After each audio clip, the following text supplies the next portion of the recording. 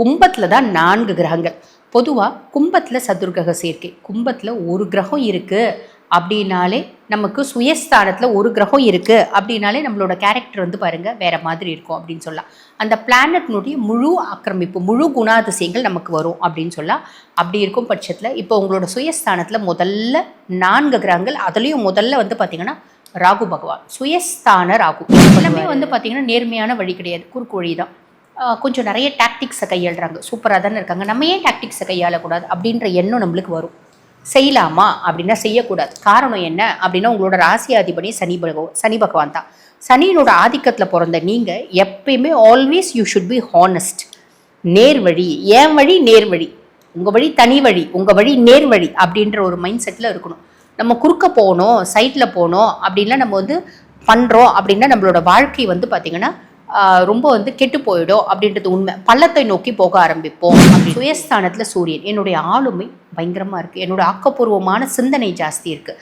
நான் ஒரு விஷயத்தை எடுக்கிறேன், அந்த விஷயத்தை செஞ்சே முடிக்கணும், ரொம்ப நேர்த்தியாக, ரொம்ப தீர்க்கமாக, ரொம்ப யதார்த்தமாக, ரொம்ப சூப்பராக அந்த விஷயத்தை செய்கிறேன். அது குடும்பம் சார்ந்த விஷயமா இருந்தாலும் சரி, தொழில் சார்ந்த விஷயமா இருந்தாலும் சரி, சமுதாயம் சார்ந்த விஷயமா இருந்தாலும் சரி, என்னோடய எனர்ஜி லெவல் குறையவே மாட்டேங்குது அப்படின்னு. அடுத்து இந்த மைனஸ் என்ன, குடும்பத்தில் வந்து பார்த்திங்கன்னா நம்மளோட ஆளுமையை காமிக்கூடாது, நம்மளோட ஈகோவை குடும்பத்துக்கிட்ட காமிக்கூடாது. சிம்பிள். குடும்பத்தில் உறுப்பினர்கள்கிட்ட காமிக்கூடாது அப்படின்னு சொல்லலாம். அதே மாதிரி சுயஸ்தானத்தில் செவ்வாய் என்ன பண்ணுவான், சட்டுன்னு கோவப்படுறது, டக்குன்னு இரிட்டேட் ஆகிறது, டென்ஷன் ஆகிறது, கத்துறது, ஆர்ப்பாட்டம் பண்ணுறது, இந்த மாதிரி நிறைய விஷயங்களை செய்வான். அந்த கோவத்தை கண்ட்ரோல் பண்ணிட்டோம் அப்படின்னா நம்ம வந்து பாருங்கள் எந்த ஒரு விஷயத்தை செஞ்சாலும் ரொம்ப நேர்த்தியாக செய்வோம். அண்ணன் தம்பிகளோட நல்ல உறவு முறைகள் அப்படின்றத ஃபாலோ பண்ணுவோம்.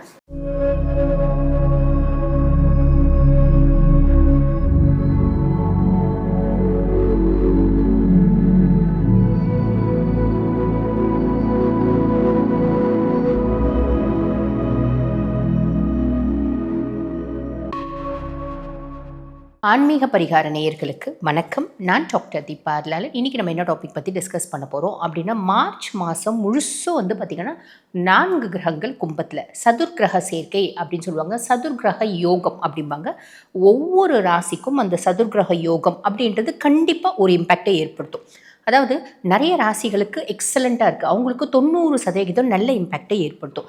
ஒரு சில ராசிகளுக்கு ஆப்வியஸ்லி நல்லா இல்லை அப்படின்னாலும் 10% உங்களுக்கு நல்ல இம்பேக்டை ஏற்படுத்தும், கவலைப்படணுன்ற அவசியம் இல்லை. அதுக்கும் மேலே வந்து பார்த்திங்கன்னா இந்த மார்ச் மாதம் சுக்கிர பகவான் மீனத்தில் சுக்கிரன் உச்சம். ஆக உச்சம் பெற்று அமர்றதுனால எல்லா ராசிகளுக்கும், ஆல்மோஸ்ட் 12 ராசிகளுக்கும் சுக்கிரன் நல்லதை செய்வான். எவ்வளோமா நல்லதை செய்வான், இவ்வளோ செய்வானா அப்படின்னா, நல்லா இருக்கவங்களுக்கு அவ்வளோ செய்வான், நல்லா இல்லை அப்படின்னாலும் இவ்வளோவாது செய்வாமா, கவலைப்படணும் அப்படின்ற அவசியம் இல்லை. ஆக இந்த பதிவை நீங்கள் முழுசும் பார்க்குறீங்க அப்படின்னா உங்களுக்கு என்னென்ன மாதிரி நற்பலன்கள் வரப்போகுது, எந்தெந்த விஷயத்தில் உஷாராக இருக்கணும், இந்த கிரகம் இந்த பாவத்தில் இருக்கிறதுனால என்ன நல்லது என்ன கெட்டது அத்தனையும் நான் வந்து ப்ளஸ்ஸும் சொல்லுவேன், மைனஸும் சொல்லுவேன். தெளிவாக பாருங்கள். ப்ளஸ் இந்த காலகட்டத்தில் நல்லது இங்கே வந்து பார்த்திங்கன்னா ப்ராப்பராக யூட்டிலைஸ் பண்ணிக்கிறதுக்கு, மைனஸ் இந்த காலகட்டத்தில் உஷாராக இருந்து நம்ம வந்து பார்த்திங்கன்னா பிரச்சனைகளை நமக்கு வரக்கூடிய பிரச்சனைகளை நம்மளே தவிர்த்துக்கிறதுக்கு அப்படின்னு சொல்லலாம். ஸோ வீடியோ ஸ்கிப் பண்ணாமல் பாருங்கள், முழுசும் பாருங்கள், நேரத்தை வீண் பண்ணாமல் சட்டன் பதிவுக்குள்ளே போயிடலாம் வாங்க. கும்பராசி அன்பர்கள், கும்பத்தில் தான் 4 கிரகங்கள். பொதுவாக கும்பத்தில் சதுர்கிரக சேர்க்கை. கும்பத்தில் ஒரு கிரகம் இருக்குது அப்படின்னாலே, நமக்கு சுயஸ்தானத்தில் ஒரு கிரகம் இருக்குது அப்படின்னாலே நம்மளோட கேரக்டர் வந்து பாருங்கள் வேறு மாதிரி இருக்கும் அப்படின்னு சொல்லலாம். அந்த பிளானட்னுடைய முழு ஆக்கிரமிப்பு, முழு குணாதிசயங்கள் நமக்கு வரும் அப்படின்னு சொல்லலாம்.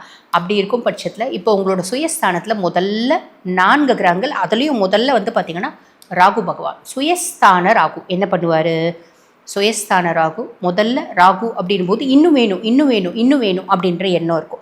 எவ்வளோ வேலை செஞ்சாலும் எனக்கு திருப்தி இல்லை, இன்னும் கொஞ்சம் வேலை செய்யணும், இன்னும் கொஞ்சம் லாபத்தை சம்பாதிக்கணும், இன்னும் கொஞ்சம் தொழில் நான் நல்லா எக்ஸ்டெண்ட் பண்ணணும், நல்லா எக்ஸ்பேண்ட் பண்ணணும், இன்னும் நான் வந்து பார்த்திங்கன்னா பெரிய லெவலில் கம்ஃபர்ட்டாக வாழணும், இன்னும் வசதியாக வாழணும், இப்படி நிறைய விஷயங்கள் வரும். இதெல்லாம் நல்லது தான்.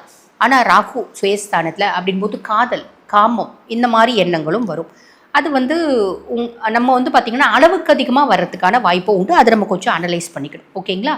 அதே மாதிரி சம்பாதிக்கணுன்ற எண்ணம் ரொம்ப மேலோங்கி என்ன பண்ணுவோம், நம்ம ஏன் எதிர் வீட்டுக்காரன் நல்லா வந்து கச்சாமுச்சான் தான் சம்பாதிக்கிறான், குறுக்கு வழியில் தான் சம்பாதிக்கிறான், நல்லா தானே இருக்கான், அந்த 3வது வீட்டுக்காரன் பாரு என்னை விட திறமை கம்மி, பயங்கரமாக சம்பாதிக்கிறான், எல்லாமே வந்து பார்த்திங்கன்னா நேர்மையான வழி கிடையாது, குறுக்கு வழி தான். கொஞ்சம் நிறைய டாக்டிக்ஸை கையாளுறாங்க, சூப்பராக தானே இருக்காங்க, நம்ம ஏன் டாக்டிக்ஸை கையாளக்கூடாது அப்படின்ற எண்ணம் நம்மளுக்கு வரும். செய்யலாமா அப்படின்னா செய்யக்கூடாது. காரணம் என்ன அப்படின்னா உங்களோட ராசியாதிபதி சனி பகவான் தான். சனியினோட ஆதிக்கத்தில் பிறந்த நீங்கள் எப்பயுமே always you should be honest.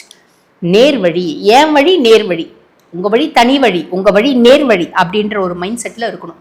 நம்ம குறுக்க போகணும், சைட்டில் போகணும் அப்படின்லாம் நம்ம வந்து பண்ணுறோம் அப்படின்னா நம்மளோட வாழ்க்கை வந்து பார்த்திங்கன்னா ரொம்ப வந்து கெட்டு போயிடும் அப்படின்றது உண்மை. பள்ளத்தை நோக்கி போக ஆரம்பிப்போம் அப்படின்றது உண்மை.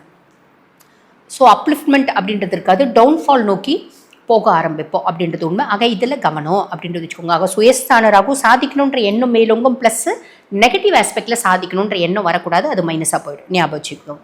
அடுத்து சூரியன், சுயஸ்தானத்தில் சூரியன். என்னுடைய ஆளுமை பயங்கரமாக இருக்குது, என்னோட ஆக்கப்பூர்வமான சிந்தனை ஜாஸ்தி இருக்குது. நான் ஒரு விஷயத்தை எடுக்கிறேன், அந்த விஷயத்தை செஞ்சே முடிக்கணும், ரொம்ப நேர்த்தியாக, ரொம்ப தீர்க்கமாக, ரொம்ப யதார்த்தமாக, ரொம்ப சூப்பராக அந்த விஷயத்தை செய்கிறேன். அது குடும்பம் சார்ந்த விஷயமா இருந்தாலும் சரி, தொழில் சார்ந்த விஷயமா இருந்தாலும் சரி, சமுதாயம் சார்ந்த விஷயமா இருந்தாலும் சரி, என்னோட எனர்ஜி லெவல் குறையவே மாட்டேங்குது அப்படின்ற விஷயம். நம்மளோட சொல்வாக்கு செல்வாக்கு அதிகமாகும். இது மார்ச் மாதம் 15ஆம் தேதி வரைக்கும். மார்ச் மாதம் 15ஆம் தேதி சூரியன் உங்களோட சுயஸ்தானத்துலேருந்து 2ஆம் பாவத்துக்கு போகிறான், அதாவது மீனத்துக்கு போகிறான், தன குடும்ப வாக்குஸ்தானத்துக்கு போகிறான். அப்போ குடும்பத்தினோட நிம்மதி, சந்தோஷம், குதூகலம் இது எல்லாத்துக்கும் அப்பா ரொம்ப சப்போர்ட்டிவாக இருப்பார், மாமனார் ரொம்ப சப்போர்ட்டிவாக இருப்பார்.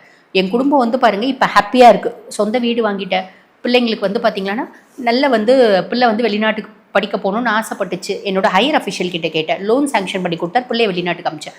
அப்போ என்னோட குடும்பத்தினோட சந்தோஷத்துக்கு காரணம் என்னோட ஹையர் அஃபிஷியல், என் குடும்பத்தினோட நிம்மதி காரணம் என்னோட அப்பா, என் குடும்பத்தினோட ஒரு ஹாப்பியான லைஃப் காரணம் என் மாமனார் அப்படின்ற மாதிரி அமையும். புரியுதுங்களா? சரி, அதுக்கடுத்து இந்த மைனஸ் என்ன, குடும்பத்தில் வந்து பார்த்திங்கன்னா நம்மளோட ஆளுமையை காமிக்கூடாது, நம்மளோட ஈகோவை குடும்பத்துக்கிட்ட காமிக்கூடாது. சிம்பிள். குடும்பத்தில் உறுப்பினர்கள்கிட்ட காமிக்கூடாது அப்படின்னு சொல்லலாம்.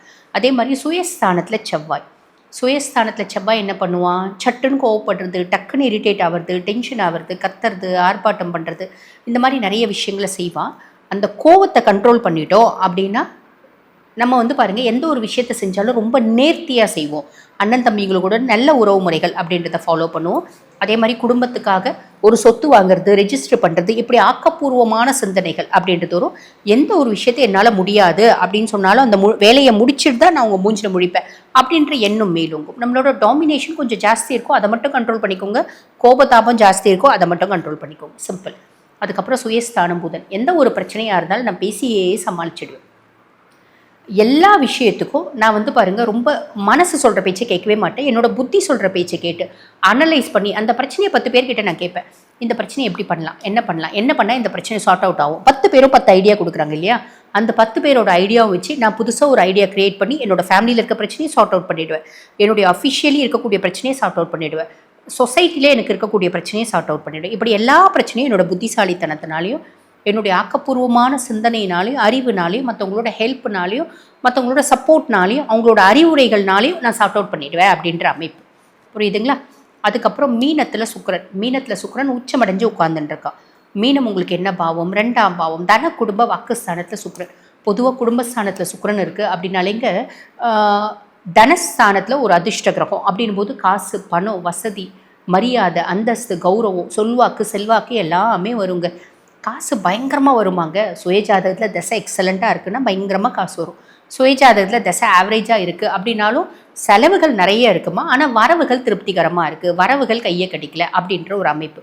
குடும்பத்தில் நிம்மதி, சந்தோஷம், மகிழ்ச்சி, குதூகலம் அத்தனையும் சுக்கிரனோட காரகத்துவம் குடும்பத்தில் நிறைஞ்சு இருக்கும் அப்படின்னு சொல்லலாம். இது ஒரு பெரிய ப்ளஸ் அப்படின்றது ஞாபகம் வச்சுக்கோங்க. நம்ம குடும்பத்தில் இருக்க பெண்கள் எல்லாம் நம்மளுக்கு சப்போர்ட்டிவாக இருப்பாங்க, பெண்களோட ஒரு ஆதரவு அப்படின்றது கிடைக்கும். என் குடும்பத்தில் இந்த அளவுக்கு வந்து பார்த்திங்கன்னா சந்தோஷம் இருக்கிறதுக்கு என்னோட ஹையர் அஃபிஷியல் லேடி தாம்மா காரணம். அவங்க வந்து வீடு கட்டணும், லோன் வேணும்னு கேட்டேன், அந்த அம்மா அழகாக லோன் சாங்ஷன் பண்ணி கொடுத்தாங்க, சந்தோஷமாக வீடு கட்டிட்டு இப்போ நிம்மதியாக இருக்குமா அப்படின்ற ஒரு அமைப்பு. புரியுதுங்களா? பெண்களால் குடும்பத்துக்கு சந்தோஷம், மகிழ்ச்சி, குதூகலம் அப்படின்னு வர்றதுக்கான வாய்ப்பு அப்படின்றது உண்டு. வாழ்த்துக்கள். இப்போ நான் சொன்னது வந்து பார்த்திங்கன்னா உங்கள் ராசிக்கான கோச்சார பலன்கள்மா. இந்த பதிவை பார்த்துட்டு இருக்கோங்கம்மா, நீங்கள் கோச்சார பலன் சொன்னீங்கம்மா, இது எங்களுக்கு எவ்வளோம்மா இம்பேக்ட் ஏற்படுத்தும் அப்படின்னா சுய ஜாதகத்தில் தசநாதன் சூப்பராக இருக்கான் அப்படின்னா நாங்கள் பாசிட்டிவாக சொல்லியிருக்கோம் பார்த்தீங்களா, அது 100% நடந்துரும். சுய ஜாதகத்தில் தசநாதன் ரொம்ப வலுவிழந்து இருக்கான் அப்படின் போது நாங்கள் கொஞ்சம் நெகட்டிவ் சொல்லியிருக்கோம் பார்த்தீங்களா, அந்த நெகட்டிவ் ஒரு 10% நடக்கும். சரிம்மா, எங்களுக்கு அவ்வளோ அனலைஸ் பண்ண தெரியல. அப்போ நீங்கள் என்ன பண்ணணும், தசநாதன் என்ன தசை இங்கே உங்களுக்கு நடக்குது, தசநாதன் எந்த பாவத்தில் இருக்கா, அவனுக்கு வீடு கொடுத்தவன் கால் கொடுத்தவன் நல்லா இருக்கானா, அதே மாதிரி பாபரோட பார்வை இருக்கா, இந்த மாதிரி நிறைய விஷயங்கள் நம்ம வந்து பார்த்திங்கன்னா அனலைஸ் பண்ணிக்கணும். இல்லைம்மா எங்களுக்கு அப்படிலாம் பண்ண முடியல. நாங்கள் வந்து பாருங்கள் சில முக்கியமான விஷயங்களை முடிவெடுக்கும் தருணத்தில் இருக்கோம். வீடு கட்டலான் இருக்கோம், ஐவிஎஃப் ட்ரீட்மெண்ட் பிளான் பண்ணலான் இருக்கோம், அதே மாதிரி பார்த்திங்கன்னா வெளிநாடு மைக்ரேட் ஆகலான்னு நாங்கள் வந்து பிளான் பண்ணுறோம், குடும்பத்தோடு ஷிஃப்ட் பண்ணலான்னு நினைக்கிறோம், ஃபேமிலியில் பல குழப்பங்கள் இருக்குது, அது வந்து எப்போயாவது தீர்வுக்கு வருமா அப்படின்னு தெரிஞ்சுக்கணும்னு ஆசைப்படுறோம். இந்த மாதிரி பல கேள்விகளுக்கு வந்து பார்த்திங்களா நம்ம உங்கள் சுய ஜாதகம் தெளிவாக சொல்லிடும்.